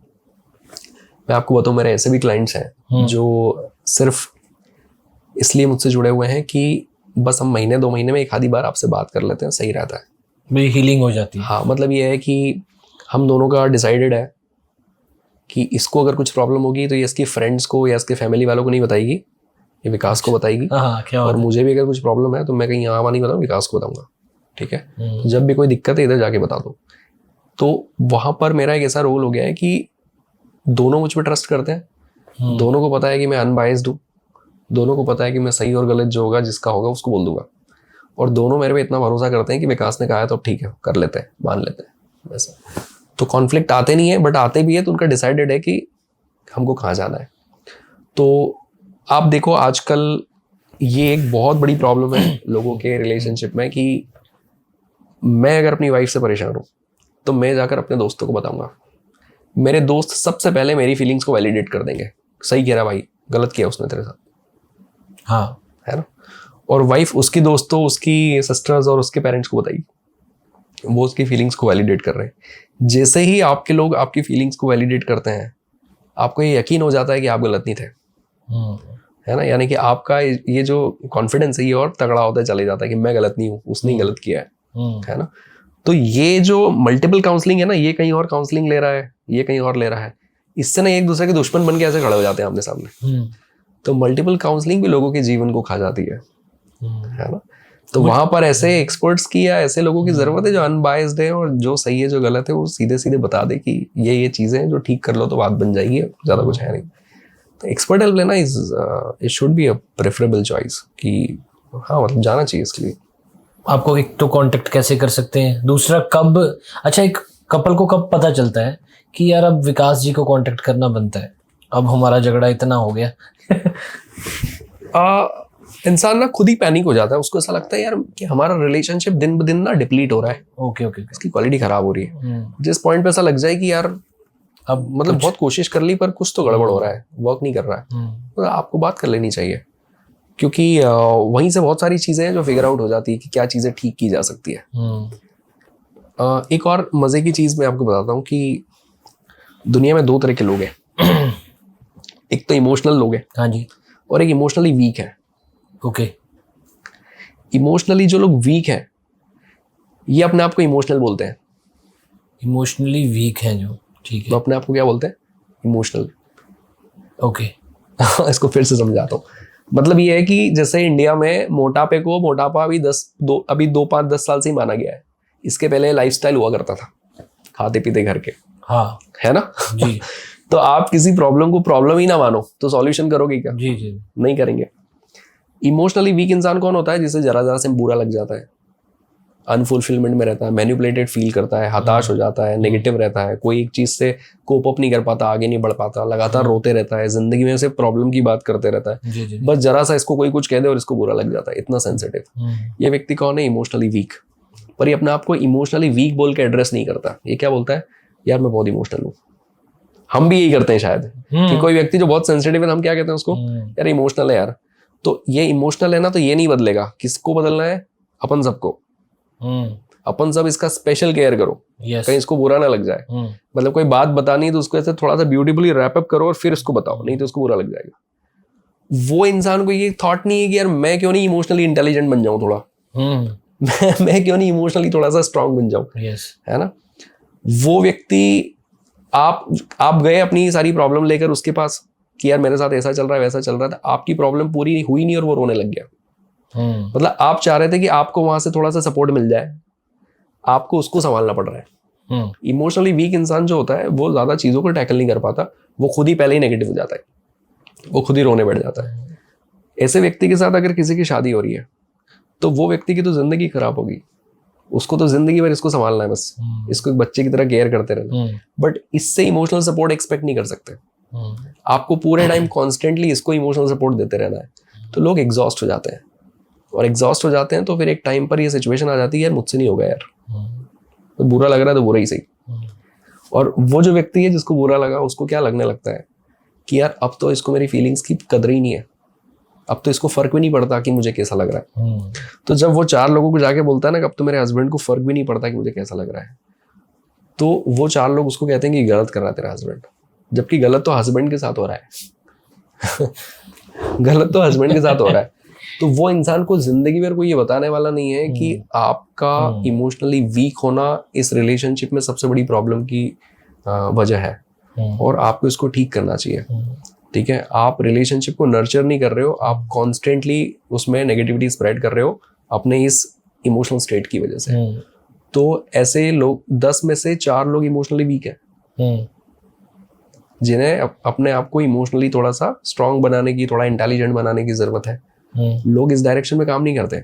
मैं तो ऐसा ही हूं, तुम अब देखो कि तुम मुझे कैसे संभालोगे। मुझे तो खुद समझ में नहीं आ रही कि मुझे बुरा क्यों लग रहा है। Yes yes. तुम बताओगे मुझे क्यों बुरा लग रहा है, तुमको तो पता होना चाहिए, तुम तो मेरे हस्बैंड हो। आप समझ रहे हैं? जी जी। इस लेवल पे मतलब एक केओस बना हुआ है लोगों के जीवन में कि इंसान इमोशनल भी है, वो विक्टिम मोड में भी जी रहा है, उसको ऐसा लग रहा है मेरे साथ गलत हो रहा है, मेरे साथ बुरा हो रहा है, मेरी तो जिंदगी खराब है, मेरे साथ तो कुछ अच्छा होता ही नहीं, भगवान ने पता नहीं मेरे साथ ये सब क्यों किया हुआ है ना? वो पूरे टाइम ऐसा कर रहा है, तो वो किसी रिलेशनशिप में कुछ कंट्रीब्यूट नहीं कर रहा है, वो उसकी क्वालिटी को उल्टा खराब कर रहा है। पर पूरी दुनिया को वो इंसान ऐसा नजर आएगा जैसे इसके साथ बहुत गलत हो रहा है यार, है ना? तो इंसान को रियलाइज भी नहीं होता है कि मैं ही परेशानी की वजह हूँ। मैं ही अगर थोड़ा सा स्मार्ट हो जाऊं, थोड़ी स्ट्रेंथ मुझ में आ जाए तो मैं चीज़ों को ज़्यादा अच्छा संभाल लूँ। तो ये ऐसी भी परेशानियां हैं कि हम लोग अभी तक अपनी प्रॉब्लम्स का जो रूट है ना उसको पकड़ ही नहीं पाए कि कहाँ दिक्कत है। जब हम काउंसलिंग करते हैं, लोगों से बात करते हैं, तो समझ में आता है कि ये आपको अपनी इमोशनल स्टेट पे काम करने की ज़रूरत है।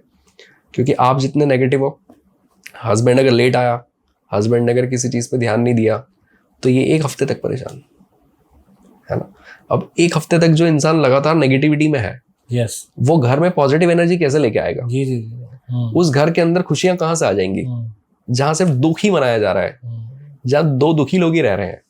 एक इसलिए दुखी है क्योंकि यार मैं इसको संभाल संभाल के थक गया, इसका मुंह चढ़ा के चढ़ा रहता है, और दूसरा इसलिए दुखी है कि मेरे को तो कुछ अच्छा मिला ही नहीं कभी, मेरे साथ तो हमेशा ऐसा होता है वैसा होता है। तो घर की पूरी एनर्जी खराब हो जाती है, पर उस इंसान को पता नहीं होता है। जी जी। उसको ऐसा लगता है कि मेरे साथ गलत हो रहा है, वो जिंदगी भर यही सोचता रहेगा, जबकि कारण वही है सारा प्रॉब्लम का। अच्छा भाजी, कुछ लड़कियां मैंने देखी कि वो एकदम से हंसते हंसते रोने लग जाती हैं, रोके अब मैं ठीक हूँ चलो अब खाते, है ना। वो स्विच, ठीक है, हार्मोन इम्बैलेंस होते हैं, ठीक है, पीरियड्स पे होते हैं कि हार्मोन इम्बैलेंस हुए हैं यार, रोके वो ना। तो ये रोना, क्या ये भी कुछ केमिकल निकालता है कुछ? हाँ, ये ऐसा ही होता है।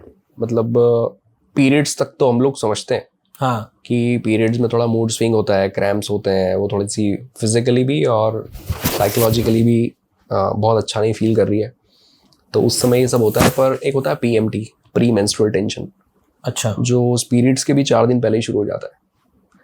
तो एक लड़की जो है वो सिर्फ उन 4 दिनों में नहीं, बल्कि वो एक महीने में 8 से 10 दिन जो है वो उस फेज में है जब वो साइकोलॉजिकली या फिजिकली बहुत ज़्यादा स्ट्रेंथ नहीं महसूस कर रही है, थोड़ा सा परेशान फील कर रही है।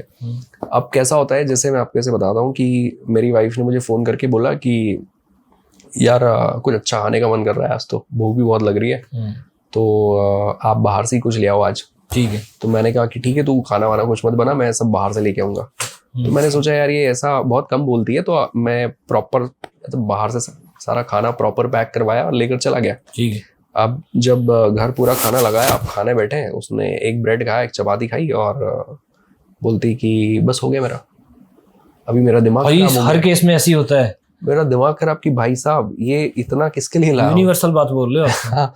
है ना। पर वो जो फेज होता है ना, वो फेज ही ऐसा होता है कि एक टाइम पे ऐसा लग रहा है कि बहुत भूख लग रही है, एक मोमेंट पे ऐसा लग रहा है कि कुछ मन नहीं कर रहा खाने का, एक मोमेंट पे ऐसा लग रहा है कि पुरानी मेमोरीज चेरिश कर रहे हैं सब कुछ अच्छा, और एक मोमेंट पे पुरानी कोई बात याद आ गई और रोने लग गए। तो अभी बढ़िया अच्छा मूड था और हंसी खुशी सब चल रहा था, और अभी एकदम चुप हो गए, है ना। तो ये नॉर्मल है, ये बिल्कुल नॉर्मल है। तो आपको ऐसे नहीं लगा यार इतना खाना लेके चल ठीक नहीं है? तो ये मैंने एग्जांपल इसलिए दिया क्योंकि ये एक छोटा सा एग्जांपल है, ऐसी चीजें हर घर में होती है और इस पर झगड़े होते हैं। हाँ होते हैं, है ना, इसमें झगड़े होते हैं कि यार तुमको की वैल्यू ही नहीं है इन सब चीजों की, मैं तुम्हारे लिए लेके आया, मैं इतने प्यार से लेके आया हूँ, तुमने कुछ खाया ही नहीं, ये नहीं। अरे क्या प्यार से, अभी उसको भूख होगी, उसका मन ही नहीं करेगा तो कैसे खाएगी, है ना। पर उसने ऐसा झूठ थोड़ी ना बोला कि मेरा मन कर रहा है। तो ये सब नॉर्मल है, ये सब होता है। तो ये कपल एजुकेशन का पार्ट है कि हमको थोड़ा सा अगर इतना एजुकेट हो जाए तो बात ही बन जाए। वैसे ही एक और चीज़ बताता हूँ, जैसे अक्सर मैं एग्जांपल देता हूँ कि जैसे मेरी मम्मी है, उन्होंने कहा कि बेटा ये सामान है, इसको ना अंकल के यहाँ दे के आना। मैंने कहा कि मम्मी मैं 12 बजे जाऊँगा, अभी 9 बज रही है, तो मैं जाऊँगा ना तो ये देते हुए जाऊँगा, मुझे कहीं जाना ही है। कम्युनिकेशन प्रॉपर हो गया है ना। मम्मी आएंगी 10 बजे, ठीक है, 10 बजे आएंगी और बोलेंगी कि तू गया नहीं अभी तक। मैंने कहा यार गया नहीं मतलब अभी बात तो हुई ना, मैंने कहा 12 बजे जाएंगे तो मैं देते हुए निकल जाऊंगा, ठीक है ना। तो ठीक है, सब मुंह बना के चली गई अंदर। अब 11 बजे आई, 11 बजे 11 बजे आके बोलती जब फ्री बैठा हुआ है तो दिया, जब फालतू ही बैठा हुआ है कुछ कर नहीं रहा तो दे के आ जा। मैंने कहा यार मतलब इस घर के अंदर फ्री नहीं बैठ सकता इंसान। मतलब इंसान भागते हुए दिखना चाहिए, इधर सुकून से रहेगा तो आपको मन नहीं लगेगा, उसको भगाओ। जब मैं जा ही रहा हूँ 1 घंटे बाद तो क्यों जाना है अभी, है ना, मैं जा ही रहा हूँ थोड़ी देर बाद, फिर चली जाएगी अंदर। फिर 12 बजने में 10 मिनट की देर होगी ना, फिर आएगी, चल तेरे 12 बज गए अब निकल फटाफट, और दे के आए। वो औरत मेरे को 12 बजे के पहले ही घर से निकाल देगी, है ना। अब आप मुझे बताओ कि 9 बजे जब बात हो गई थी कि 12 बजे जाऊंगा, अगर ये इतना ड्रामा नहीं होता, इतना सीन नहीं भी हुआ होता, तो क्या मैं देखे नहीं आता? देखे ही आता ना। बोल दिया था कि ज्यादा टाइम दूंगा तो दूंगा। मेरे पापा तो क्या 2 बार देखते, जा बैठा रहे, उन्होंने खुद दे आना था तब तक। तो ये जस्ट मैं आपको ये बताना चाह रहा हूँ कि नैगिंग करने की आदत होती है फीमेल्स को, नैगिंग करने की। अभी उनकी आदत है, और हम लोग थोड़े से लॉजिकल होते हैं। हमको ऐसा लगता है जब आपको शुद्ध हिंदी में कह दिया गया भी इतने कि बजे 12 बजे मैं जाऊंगा तो दे दूंगा, तो क्यों बार बार तंग कर रहे हो, क्यों बोल रहे हो एक ही चीज बार बार, है ना। तो उस पर बहस हो जाती है, इस पर लड़ने लग जाते हैं, है ना। अब फीमेल जो है ना वो नहीं समझती इस बात को, क्योंकि वो रूटेड है, डीपली रूटेड है, ये होता ही है। जैसे मेरी वाइफ और मैं, मान लीजिए हमारे बीच में नोकझोंक हो गई कि हम तो कहीं घूमने ही नहीं जाते, हम तो कहीं बाहर जाते ही नहीं।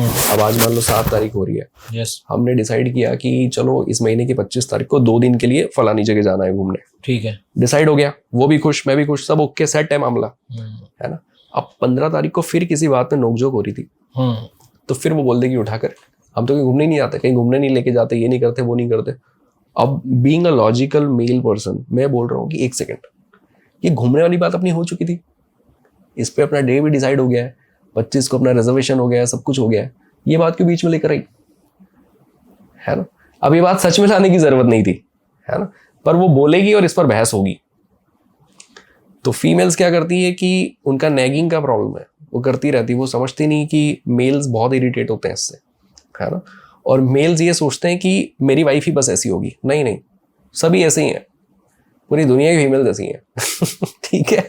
तो थोड़ा सा एजुकेट हो जाओ कि भाई ये कम से कम कोशिश करें ये सब करने की, और ये थोड़ा सा बर्दाश्त करना सीख ले, है ना जी। तो ये चीजें होती है। तो मतलब मैं आपको बस ये बता रहा हूँ कि लोगों के घरों में जो समस्याएं चल रही, जो झगड़े, जो परेशानियां चल रही है, इसके लिए कोई बहुत ज्यादा ऐसा फंडामेंटल प्रॉब्लम्स नहीं है, कोई सब बड़े भारी प्रॉब्लम्स नहीं है कि भाई क्या करें क्या ना करें, बच्चा पैदा नहीं हो रहा है, कि बच्चे के स्कूल की फीस भरने के पैसे नहीं है, कि ऐसी प्रॉब्लम हर घर में नहीं चल रही है। ये बेवजह की जो छोटी छोटी बातें ना, इसकी वजह से परेशानियां हो रही है, क्योंकि हम लोग चीजों को समझते नहीं कि यार मेल ऐसा क्यों है, फीमेल वैसा क्यों है। तो ये बहुत ज्यादा है, तो ये चलता रहता है। एक हेल्दी रिलेशनशिप के लिए कौन सी ऐसी 5 चीजें हैं जिन पे फोकस करना चाहिए? सबसे पहला तो कॉमन इंटरेस्ट होने चाहिए, है ना। कॉमन इंटरेस्ट होने चाहिए कपल के बीच में। कुछ ऐसी चीजें, सपोज जैसे मैं और मेरी वाइफ, हम दोनों को क्रिकेट मैच देखने का बहुत शौक है, वेब सीरीज देखने का शौक है, खाने का बहुत शौक है, ठीक है, घूमने का शौक है, ठीक है। तो जब कॉमन इंटरेस्ट आप लोगों के जितने ज्यादा होता है, उतना ज्यादा आपकी जिंदगी में मजा होता है, और जितना ज्यादा कॉमन इंटरेस्ट है उतना ज्यादा चांसेस हैं कि आपकी लड़ाई कम चलेगी, ठीक है ना। वो लड़ाई को आप रिजॉल्व कर लोगे, क्यों? क्योंकि चीजें इतनी है जो साथ में करनी है कि कब तक लड़ते रहेंगे यार, है ना। वैसा तो कॉमन इंटरेस्ट बहुत जरूरी है। प्यार, लव, केयर, अंडरस्टैंडिंग सब कम में चलेगा, कॉमन इंटरेस्ट ज्यादा होने चाहिए। जब सेक्सुअली भी बहुत एक डाइल्यूशन आ जाता है, जब ऐसा लगता है कि हाँ ये तो पैशन, अब वो वाली बात नहीं रही है, वो उस लेवल पर अब इंटीमेसी नहीं है, ये नहीं है, वो नहीं है, उस समय भी दो लोगों के बीच में सारा मजा, सारा चंक, सारा जो फन है, वो इस पे डिपेंड करता है कि इनके कॉमन इंटरेस्ट कितने हैं, है ना, पहली चीज। दूसरा, अडेप्टेबिलिटी होनी चाहिए। अडेप्टेबिलिटी यानी कि आप दुनिया के किसी भी रिलेशनशिप में पढ़ेंगे तो 10 चीजें आपको चाहिए होगी, 6 आपको मिलेगी, 4 नहीं मिलेगी। अच्छा, तो वो 4 चीजों पे या तो जिंदगी में लड़ते रहिए, या उन 4 चीजों के हिसाब से खुद को अडेप्ट कर लीजिए कि ये तो ऐसे ही है। क्या बात है, अडेप्टेबिलिटी बहुत इंपॉर्टेंट चीज है, ठीक है। तीसरा, आपने थोड़ा सा ऑपोजिट सेक्स के साइकोलॉजी को समझना चाहिए। कुछ बातें ऐसे बातें करके नहीं होती, कुछ बातें समझने की होती है, एजुकेट करने की होती है खुद को, कि यार फीमेल्स, जैसे आपने कहा कि ये पीरियड्स में सच में ऐसा होता है क्या, या जैसे मैंने नैगिंग वाली बात, ऐसी कई सारी चीज़ें हैं। तो थोड़ा बहुत आपने एजुकेट होना चाहिए कि एक मेल को पता होना चाहिए कि फीमेल की बेसिक नीड्स क्या क्या होती है, बेसिक रिक्वायरमेंट्स क्या क्या होती है, तो उस हिसाब से कम वो कुछ चीज़ों को कर सके।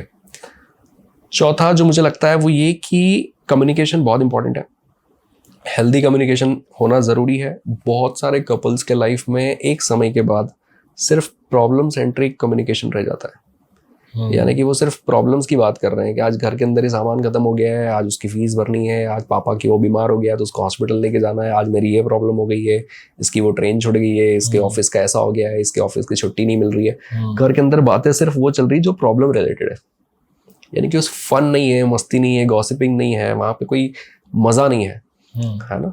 तो कम्युनिकेशन इंपॉर्टेंट है, और उस कम्युनिकेशन में जो फन पार्ट है, जो 60-70% होना चाहिए एक रिलेशनशिप में, वो बहुत ज़रूरी है, जिसकी ज़रूरत है। और एक सबसे अहम चीज़ कि आपने मान लीजिए 30 साल की उम्र में शादी की और 80 साल की उम्र तक आप चले, यानी कि 50 साल आपने साथ में रहना है, तो इन 50 सालों में कम से कम 10 बार अलग अलग फेजेस आएंगे आपकी लाइफ में, तो वो अप एंड डाउन चलेगा। तो इन 10 फेजेस में से 3-4 फेजेस ऐसे भी आएंगे जहां आपको ऐसा लग सकता है कि यार ये इंसान मेरे लायक ही नहीं है, या मैं इसके लायक नहीं, हमारे बीच में कुछ भी ठीक नहीं है, या कुछ अच्छा नहीं चल रहा। तो इसका मतलब ये नहीं कि उस पार्टनर को आप चेंज कर दो। ऐसे फेजेस आप दुनिया में किसी के भी साथ रह लो, वो आते ही हैं। उन फेजेस को इतना सीरियसली नहीं लेना चाहिए। जैसे कि बच्चा पैदा होना एक फेज होता है जब लोग ये महसूस करते हैं कि हम एक दूसरे को क्वालिटी टाइम नहीं दे पा रहे, या फिर एक ऐसा फेज आता है जब पेरेंट्स साथ में रहने लगते हैं, ठीक है, तो वहां पर ऐसा लगता है क्वालिटी टाइम नहीं दे पा रहे। एक ऐसा फेज आता है जब इंसान जो है करियर को लेके थोड़ा सा ज़्यादा सीरियस हो जाता है 40-45 के आसपास, कि उसको लगता है कि घर बनाना है, गाड़ी, बच्चों का एजुकेशन, ये वो, वहाँ पर इश्यूज होते हैं। एक ऐसा फेज आता है जहाँ पे लोग, एक व्यक्ति सोच रहा है कि यार मैं थोड़ा स्पिरिचुअल चीज़ों में ज़्यादा हूँ, ये सब चक्कर में मुझे नहीं रहना है, और एक को लग रहा है कि नहीं तुम ध्यान नहीं दे रहे हो। तो ऐसे फेज आते हैं, तो ऐसे फेजेस आते हैं, हर 5-7 साल में चेंज होते हैं। तो उस समय आपकी इमोशनल नीड्स बदलेंगी, और उन इमोशनल नीड्स के हिसाब से आपको ऐसा लगेगा कि मेरे पार्टनर से ज़्यादा सही इंसान कोई और है मेरे लिए आज की तारीख में, ठीक है। तो उस बात को ज़्यादा सीरियसली नहीं लेना है ना, क्योंकि ऐसा हम सब के साथ होगा। तो ये 5 मेरे हिसाब से फंडामेंटल चीज़ें हैं जो हर कपल ने ध्यान रखनी चाहिए। और मैं इन 5 चीज़ों में बिल्कुल लव, केयर, अंडरस्टैंडिंग शामिल नहीं करना चाह रहा था, क्योंकि वो बहुत बेसिक है और वो बहुत घिसी जाती है। ये आपने बहुत सही, जो ज़रूरी, जो एकदम आधारभूत चीज़ें हैं ना, जिसपे रिश्ता खड़ा होता है, तो ये 5 चीज़ों का ध्यान रखना चाहिए। 5 चीजें हैं, अपना तो सिक्योर है। बहुत ही बढ़िया जी, कांग्रेचुलेशन, जीत गए भाजी। ठीक है जी, थोड़ा फन माहौल है, आपको पता है यार। भाजी इरिटेट तो नहीं हुई? नहीं, मुझे बहुत अच्छा लगा, वेरी कंफर्टेबल। हाँ, मतलब मुझे ऐसे था कि बस रैंडम बातें हो, हाँ, ठीक है, जो लोग देख रहे हैं उनको ऐसे फील हो, लाइवली फील हो कि हम पास में ही बैठे बातें कर रहे हैं। और जो सवाल रह गए, मैं समझता हूँ कुछ फीमेल्स होंगी, यार ये सवाल नहीं पूछा मैंने, या ऐसी चीज़ें नहीं पूछी, वो फीमेल ही बता सकती है, क्योंकि उसकी लाइफ में प्रॉब्लम्स है। मेल मैं हूँ, मुझे जो प्रॉब्लम्स है मैंने डिस्कस कर ली। तो मुझे लगता है ऐसे आपने जो पॉडकास्ट किए हैं ज़्यादा मेल के साथ किए हैं? हाँ, ज़्यादातर नहीं, फीमेल के साथ होने चाहिए मुझे लगता है ज़्यादा आपके पॉडकास्ट। आपको नहीं लगता कि जो बातें फीमेल आपके साथ करेंगी? लोगों के कमेंट्स आते भी हैं कि इस कॉन्वर्सेशन में फीमेल होनी चाहिए थी, या हाँ, किसी लेडी मुझे फील हुआ भाजी ऐसा। कई बार ऐसा होता है कि लोग हमको ये कह देते हैं कि ये लड़के हैं, इनको सब पता है। हाँ, वही चीज, मतलब एक फीमेल आके ऐसा लिख देती है कि उसको ऐसा लगता है कि इनको सब पता है। मतलब जैसे इन्होंने किसी से पूछने की जरूरत भी नहीं समझी कि पैनल में एक लड़की भी होती। तो होता है ऐसा। मैंने भी फील किया, मुझे लगा कि यार मैं मेल हूँ, मुझे वही आपने जैसे बोला कि मैं अपने हिसाब से दुनिया देख रहा हूँ, तो फीमेल के हिसाब से जो दुनिया है वो क्वेश्चंस तो आपके साथ हुए ही नहीं अमन औजला चैनल पे। ऑडियंस को भी मेरे ख्याल से मैं भी यही कहूँगा कि थोड़ा सुपरमार्केट अप्रोच रखनी चाहिए कि 1 घंटे की बातचीत में, क्योंकि रिलेशनशिप से रिलेटेड था, तो एक चीज़ भी अगर हमारे काम आ गई ना जी, तो सार्थक हो गया फिर ये काम। यस, ये बर्थ इट है। तो इतना ही एक्सपेक्टेशन भी होना चाहिए। ऐसा नहीं यार हर एक बात हमारे हिसाब की क्यों नहीं बोली, इतना जरूरी भी नहीं होता, इतना सीख के कहाँ जाओगे। हाँ, ये भी चीज़ है। बाकी फ्री का सेशन मिल गया मुझे तो, ठीक है आपको, ठीक है। कॉन्टेक्ट योर्स विकास, योर विकास पाजी। आपका मैंने इंस्टाग्राम देखा, आप जो बीच बीच में फोटोज डालते हो ना कुछ चीजें लिख के, वो मुझे बहुत अच्छी लगी। दरअसल ऐसा हो रहा था कि कंटेंट कुछ लोग ऐसा बोलते हैं कि रोज डाला करो रेगुलरली, तो मुझे ऐसा लगता था यार रोज अगर मैं डालूंगा तो फिर डाइल्यूट हो जाएगा, कि ऐसा लोगों को ऐसा लगेगा कि ले दे के वही बातें हो रही है। तो मुझे लगा कि यार कंटेंट तो वीक में 3 ही डालेंगे, पर रोज दिखे जरूर लोगों को। जी। तो फिर हमने कुछ कोटेशंस, 1 लाइनर्स नहीं भाई, बहुत अच्छा। मैंने कुछ अभी वॉशरूम में बैठ के फोन चला रहा था मैं। ठीक है, unfuck yourself, be who you were before all this stuff happened that. भाई ज्यादा इंग्लिश है, मैं अपने लेवल का पढ़ता हूँ थोड़ा सा। हाँ, ये लगे रहो पर चिपको मत। लगे रहो पर चिपको मत। देखो सिंपल ही लाइन भी, लगे रहो, ज्यादा चिपको मत भाई। हर चीज है ना, ये क्या चल रहा है, तुम कहाँ जा रही हो, ये ना। हाँ, इसमें मैंने ये भी किया कि लास्ट में जो कैप्शन है उसमें ऐसा लिख दिया कि इसको आप डिकोड करो। तो इसमें एक देखने की बात मिलेगी अगर आप कमेंट्स में जाओगे, कि जिसकी जैसी समझ उसने वो समझ लिया इसको, जिसके जिस हिसाब की दुनिया। डिटैच अटैचमेंट, हाय हाय क्या बात कही, स्टे न्यूट्रल, ना ज्यादा ना कम। जो कॉन्टेक्स्ट मेरा था इस बात को लेकर, जो मैं सोच रहा था इसके बारे में वो ये था कि कई बार कुछ लोग ऐसे नहीं होते कि सर मुझे ये लड़की पसंद है, लड़का पसंद है, तो उसके पीछे ही पड़ गए, है ना। तो पीछे पड़ गए तो इतना पीछे पड़ गए कि सामने वाला उससे भागने लगा। तो वो बात कुछ ऐसी थी कि लगे रहो कि भाई अपनी कोशिश करते रहो, शायद बात बन जाए, पर चिपको मत, ऐसा भी मत करो कि आप सामने वाला इरिटेट ही होने लग जाए आप। 2-3 और पढ़ते हैं भाजी। अब मुझे रास आ गया अकेलापन, अब आप अपने वक्त का अचार डालिए। या आप खुद टाइप करते हो भाजी ऐसे? नहीं, कहीं पढ़ने में आ गया या कुछ आ गया तो मैं ऐसे लिख लेता हूँ। अब मुझे रास आ गया अकेलापन, अब आप अपने वक्त का अचार डालिए। भाई अगर अब मैं अकेला रहना सीख गया हूँ, अब नहीं मुझे तुम्हारा वक्त चाहिए। एक टाइम तक खूब रिक्वेस्ट किया, बहुत पीछे पड़े, और अब चाहिए नहीं, जहाँ जाना है जाओ। फिर कोई लास्ट पढ़ता हूँ ज्यादा। बहाव में रहना, बहने से बचना। बहाव में रहना, चलते रहना, लेकिन बहने से बचना, डूब मत जाना। यानी इस दुनिया की भागम भाग में रहना, पर इसी में नहीं रह जाना। ऐसा अपने आप को मत खो देना इसमें। अच्छा। या अपने लोगों को नहीं खो देना, या ऐसा कि जरूरी काम तो सारे करने पड़ेंगे, सारे प्रलोभनों का भी ध्यान रखना पड़ेगा, और कुछ ऐसी चीजें भी करना पड़ेंगी जो शायद बहुत एथिकल नहीं लगती। जी। तो जैसे किसी को लगता है कि मुझे सुट्टा भी पीना है, मुझे ड्रिंक भी करना है, मुझे गर्लफ्रेंड भी बनानी है, ये भी करना है, सब करो, पर इतना मत करने जाना कि उसी में बह जाओ, है ना, वही जीवन का पर्पस ना बन जाए वैसा। ठीक है, लास्ट भाजी, बिल्कुल लास्ट एकदम। आपकी मैंने रील देखी थी, ये पुलिस इंस्पेक्टर है और आपने बहुत अच्छी रील डाली हुई है कि ये केस क्या था, आईपीएस ऑफिसर। दरअसल ये गुवाहाटी के एक आईपीएस ऑफिसर हैं और काफी बड़ी पोजीशन पे सर्व करते हैं। इन्होंने सुसाइड किया था ना? हाँ, इनकी वाइफ को कैंसर था। ओके। तो वो वाइफ हॉस्पिटल में थी, तो जब वाइफ ने आखिरी सांस ली, जब वो एक्सपायर होगी, तो इन्होंने बाकी सब लोगों को बोला कि मुझे 10 मिनट अकेला छोड़ दो, थोड़ी प्रेयर करनी है मुझे इसके लिए। और नर्स वगैरह इन सबको बाहर किया, और उस 10 मिनट में इन्होंने खुद को शूट कर लिया वहीं पर। गन शूट कर लिया? हाँ, खुद को खत्म कर लिया। मतलब शायद ये उसको बर्दाश्त नहीं कर पा रहे थे कि मेरी वाइफ अब नहीं है इस दुनिया में। तो इसको प्यार भी कह सकते हैं, या अब क्योंकि मैं इमोशनल इंटेलिजेंस की बात करता हूँ तो मुझे ऐसा लगता है कि नहीं, प्यार हो या कुछ भी हो, ये कदम कभी भी ठीक नहीं है। तो बस मैंने यही कहा कि यार इस लेवल के लोग जिन्हें देख के ऐसा लगता है कि यार ये तो बहुत स्ट्रांग होंगे, सब कुछ होंगे, वो भी कई बार अंदर से बहुत ज़्यादा सेंसिटिव होते हैं, कमज़ोर होते हैं। तो इमोशनल इंटेलिजेंस एक ऐसी चीज़ है जिसको हर जगह ही प्रमोट करना, हर इंसान को ही सिखाना पड़ेगा। आपको पता है, ऐसा बोलते हैं कि फीमेल्स ज़्यादा इमोशनल होती है, पर दुनिया में सुसाइड करने वालों में मेल्स का नंबर ज़्यादा है। मेल्स ज़्यादा मरते हैं, हार्ट अटैक से भी मेल्स ज़्यादा मरते हैं। यस, है ना। तो क्यों है ऐसा? सप्रेशन में जीते हैं, दबा के रखते हैं, चीज़ें बोलते नहीं, उसके बारे में बात नहीं करते, तो अपने इमोशंस को ठीक से रेगुलेट नहीं करते। तो ऐसी कुछ चीज़ें हैं, कम से कम इन पे काम हो जाना चाहिए, इसको थोड़ा सा सही बात मैनेज करना चाहिए।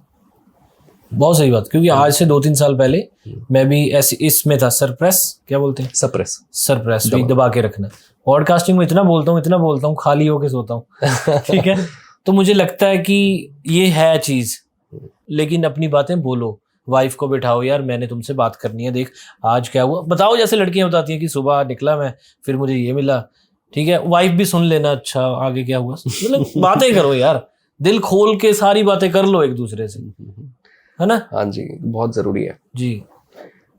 तो क्योंकि वो पुलिस ऑफिसर के बारे में मैंने ये भी सोचा कि क्योंकि कैंसर था उनकी वाइफ को, तो ऐसा भी नहीं है कि सडन डेथ हो गई, कहीं ना कहीं मेंटली रहा होगा उन्हें कि शायद अब ज्यादा समय इसके पास नहीं है। जी।